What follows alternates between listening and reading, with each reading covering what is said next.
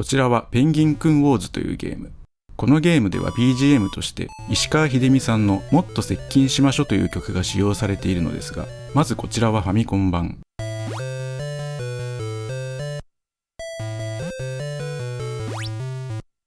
こちらはアーケード版。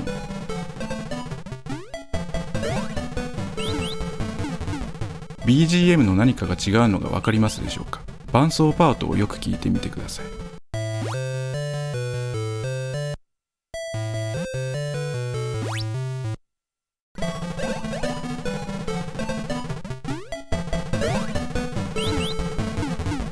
原曲を生とすると伴奏パートがファミコン版は正しく、アーケード版は不自然な感じになっているんですよね。楽譜にするとこんな感じです。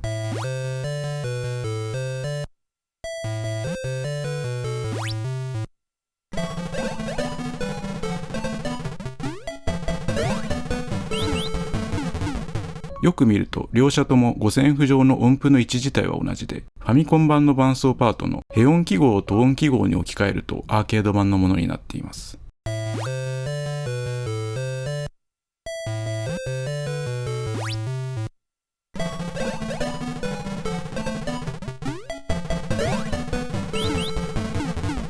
おそらくなんですが、アーケード版では音楽をプログラムされた方が楽譜を見ながらプログラムしたと仮定すると、ヘ音記号とト音記号と読み間違えた可能性はありますね。で、そのままだと伴奏の音が高すぎたので1オクターブ下げたのではないかと推測しています。このゲームは1985年6月10日にアーケード版として登場して、その後1985年11月1日に MSX 版、1985年12月25日にファミコン版がリリースされていて、 MSX 版もファミコン版と同様に修正されています。また修正されたファミコン版を生とすると、アーケード版はタイの記号もいくつか抜けていたりします。この音符記号読み間違い説はかの有名なファミコン版のドラゴンクエスト3の戦闘曲にもあったりします。この箇所、ファミコン製品版ではレのフラットになっているのですが、サントラ付属譜面やゲームボーイ版などではシのフラットになっており、おそらく下が本来の意図と思われます。